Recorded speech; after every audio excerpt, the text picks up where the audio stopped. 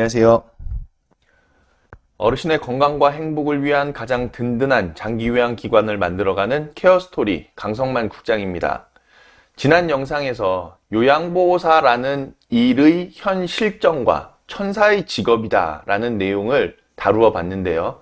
이번 영상에서는 그럼 왜 요양보호사 급여가 항상 최저임금일 수밖에 없는지 그 근본적인 이유를 살펴보고 해결책에 대해서 각자가 생각해보는 시간을 가져보고자 합니다. 사실 요양보호사뿐만 아니라 사회복지사, 간호조무사, 조리원, 위생원 등 대부분의 직종들이 최저임금 수준의 급여를 받고 있는 상황이죠.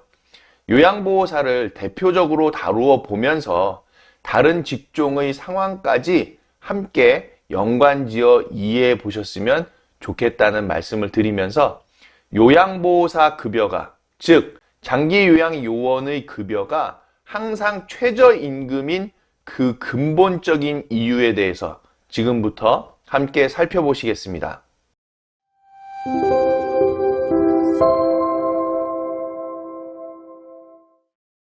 자, 요양보호사, 즉 장기요양요원분들의 급여가 왜 항상 최저임금으로밖에 지급될 수 없는지 그 이유를 살펴보면 첫 번째로 가장 중요한 이유이기도 하죠. 시스템, 즉 제도 자체가 그렇게 되어 있기 때문입니다. 장기요양보험제도 벌써 10년도 넘었잖아요.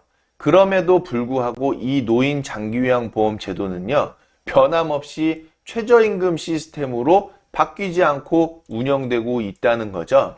그 중에서도 여러분 직접 인건비 비율이라고 들어보셨을 거예요. 요양보호사, 사회복지사, 간호사, 간호조무사, 물리치료사, 작업치료사, 이 직종을 직접인력이라고 하는데 이분들의 급여와 퇴직금, 사대보험료 같은 부분을 분자로 놓고 분모에 공단부담금, 본인부담금, 가상금을 합한 금액을 비율로서 나타내는 것이 바로 직접인건비 비율입니다. 보건복지부에서는 해마다 노인요양시설, 노인요양공동생활 가정, 주간보호, 방문요양기관 등 장기요양기관의 직접인건비 비율을 고시를 하고 그 직접인건비 비율을 지키도록 안내하고 있는데요. 자, 여기서 기관 대표자 입장에서는요, 이 직접인건비 비율을 지키기 위해서 두 가지 상황에 봉착하게 된다는 거예요.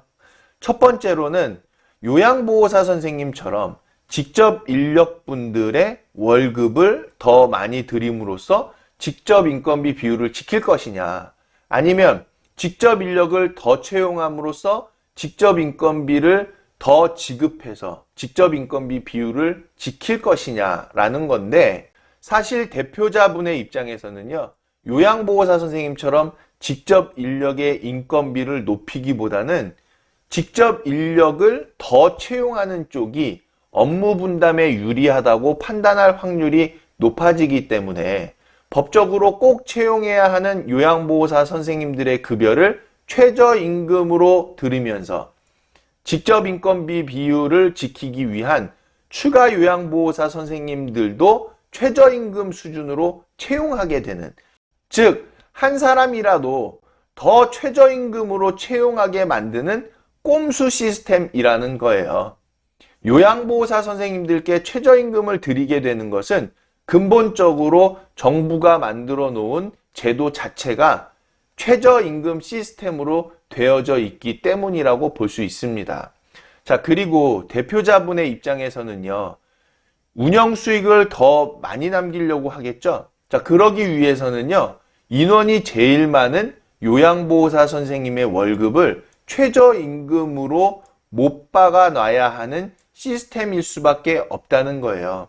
그리고 보건복지부에서 해마다 정하는 이 수가 자체가 최저임금 수준으로 맞춰져 있는 상황이다라고 보여지는 거죠.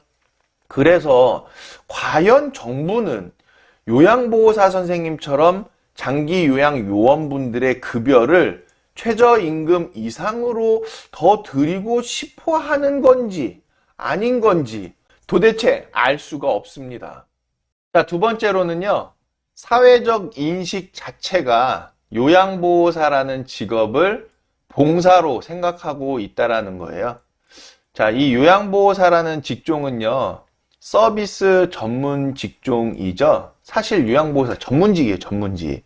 자, 그런데 이러한 전문직을 봉사로 인식한다? 그리고 직업을 봉사로 해라? 라는 사회적 인식들이 있죠. 자, 그래서 봉사라고 했을 때에는 급여를 많이 받는 것이 봉사인가? 아니면 급여를 적게 받는 것이 봉사인가? 뭐 이런 앞뒤가 맞지 않는 생각이 들 수 있다는 거예요. 그런데 요양보호사라는 직종은 서비스 전문직이기 때문에 그만큼 전문직에 합당한 급여를 받아야 되는 것이죠. 최저임금이 아니라요. 자, 요양보호사는 서비스 전문직인데도 불구하고 그냥 누구나 쉽게 하는 일인 줄로 착각하는 그런 사회적 인식이 있어서 최저임금 수준에 머무를 수밖에 없는 상황인 거죠. 더군다나 학력과 무관한 단순 노동이라서 최저임금이다? 자, 이런 사회적 인식, 무슨 잡소리인지 이해가 안 됩니다. 연세 많으신 아줌마, 아저씨가 요양보호사 일이라도 하고 최저임금 정도라도 받으면 되지 뭐. 이런 생각들이 팽배해져 있는 것이 굉장히 문제인 거죠.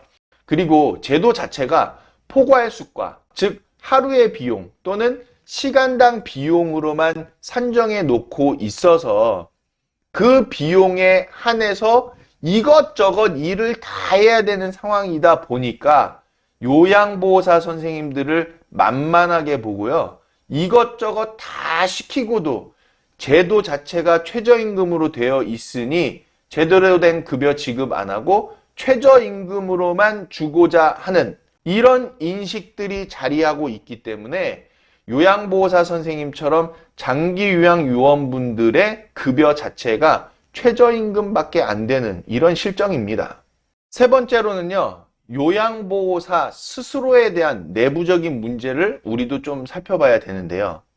요양보호사 선생님들 스스로도 바뀌려 하지 않는 이 정체된 의식 때문에 최저임금이 유지되고 있다라고도 볼 수 있어요. 자, 먼저는요, 첫 번째 이유, 두 번째 이유를 살펴보다 보면 이런 상황에 있어서 요양보호사 선생님 스스로도 요양보호사라는 일에 대한 자존감과 자부심이 떨어질 수밖에 없는 상황이죠. 그래서 요양보호사라는 일은 원래 그런 거야 라고 생각하는 위험성에 빠지게 됩니다. 더군다나 요양보호사라는 직업은 제가 서비스 전문직이라고 했죠. 그래서 서비스 정신과 서비스 역량을 강화하는 구체적인 실습 교육이 이루어져야 함에도 불구하고 그런 교육은 일체 없고 형식적인 케어 기술로만 가득 찬 요양보호사 교육에 있어서도 큰 문제가 있다라는 거예요. 더욱이 이런 상황이다 보니까 요양보호사 선생님께서 내가 아무리 뛰어난 요양보호사로 바뀐다 한들, 내가 아무리 역량 있는 요양보호사로 바뀐다 한들 최저임금의 월급이 오르겠냐라고 포기해버리는 인식들이 자리하고 있는 거죠. 이렇게 요양보호사라는 직업에 대해서 서비스 전문 직업이라는 의식 자체가 없으니 최저임금만으로 고된 요양보호사의 일을 감당하게 됨으로써 이러한 스트레스가 증폭돼 가면서 노인학대는 점점 늘어나고 노인학대의 양상도 더욱 쇼킹해지고 폭증해가는 이런 상황으로 치닫고 있는 것은 우리 모두가 함께 개선해야 할 심각한 문제점이 아닐 수 없습니다. 자, 이렇게 크게 세 가지 이유로서 요양보호사 선생님처럼 장기요양 요원분들께서 최저임금을 받으실 수밖에 없는 상황들을 살펴보셨는데요. 어르신의 건강과 행복을 책임지고 담당하시는 분들은 요양보호사 선생님과 같은 장기요양 요원분들이시죠. 국민건강보험공단 직원분들도, 보건복지부 관계자분들도, 또 국회의원분들도, 심지어는 대통령님까지도, 즉 모든 국민들은 결국 노인이 되어 요양보호사 선생님 같은 장기요양 요원분들의 서비스를 받게 되는 상황에 직면하게 되는 것인데, 어르신을 향한 이분들의 고귀한 노력과 정성스러운 서비스의 대가가 최저임금이어서야 되겠습니까?